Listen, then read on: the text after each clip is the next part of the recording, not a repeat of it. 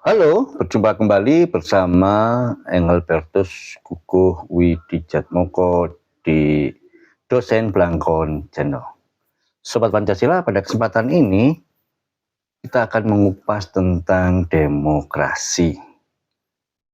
Demokrasi karena berbagai macam pemberitaan, fenomena yang ditayangkan dan diaktivitaskan lalu diliput oleh berbagai macam media dan pemberitaan, maka sampai terjadi bahasa saya pengertian yang amat liar, bahkan cenderung kurang tepat, bahkan salah. Apa itu? Bahwa demokrasi adalah demonstrasi. Ini menjadi sebuah keprihatinan tersendiri. Maka pada kesempatan ini kita akan mencoba membahas tentang demokrasi menurut perspektif dosen Blangkon. Demokrasi adalah hal yang menyenangkan, hal yang menggembirakan, hal yang penuh sukacita. Ada kegembiraan, ada kebahagiaan meriah. Sehingga ada hubungannya dengan pesta demokrasi. Sebelum membahas lebih dalam tentang demokrasi itu apa, mari kita awali terlebih dahulu dengan bernyanyi bersama tentang demokrasi apa yang akan kami tampilkan. Dan saya akan menggunakan alat yang sangat sederhana ini.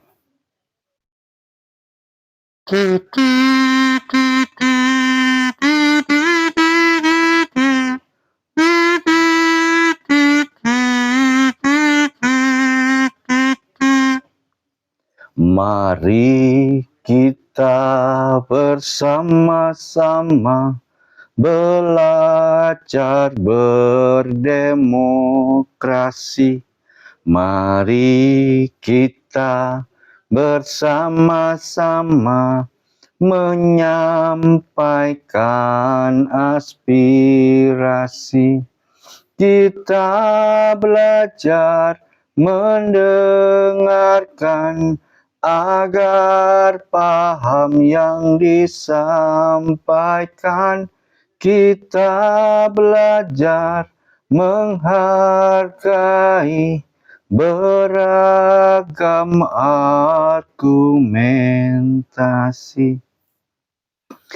Baik, pesan apa yang mau disampaikan dengan beberapa bait lagu yang tadi saya nyanyikan, meskipun suaranya kurang begitu cetar ya.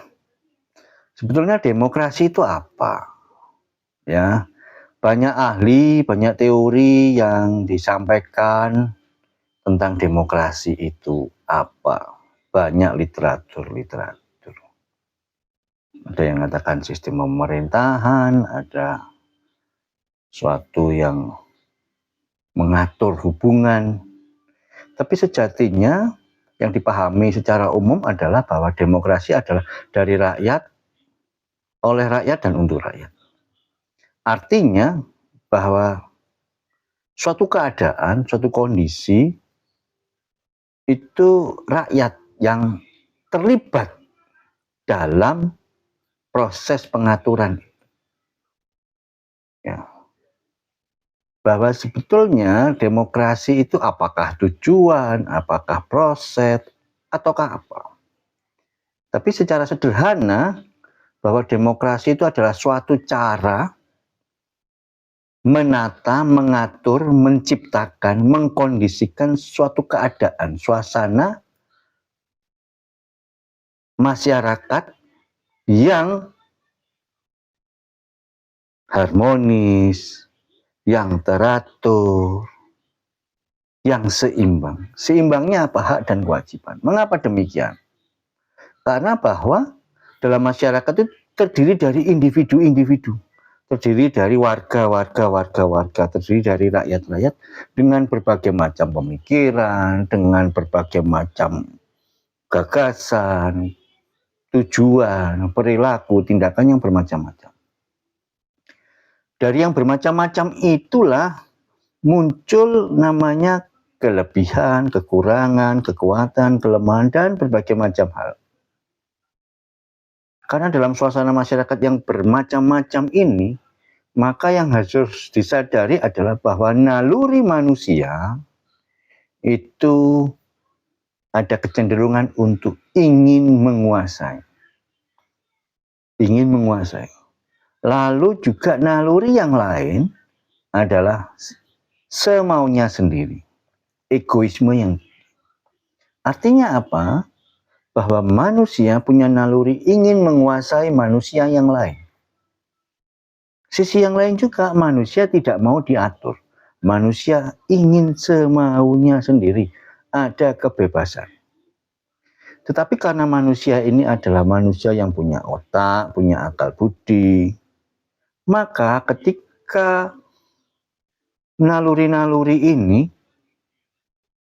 berada dalam ruang masyarakat, harus disadari bahwa demokrasi ini bukan di ruang hampa, tapi di ruang sosial dengan berbagai macam kepentingan.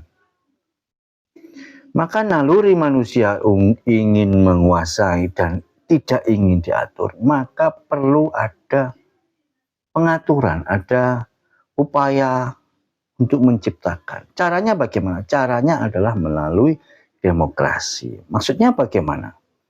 Bahwa pikiran-pikiran manusia, pikiran-pikiran rakyat ini harus dipertemukan. Bahwa manusia itu tidak bisa semaunya sendiri karena ada manusia yang lain. Maka butuh kita menyampaikan aspirasi, mau kita bagaimana, masyarakat mau dibawa kemana, bagaimana mengatur kenyamanan, keamanan, keharmonisan, keseimbangan satu individu dengan individu yang lain.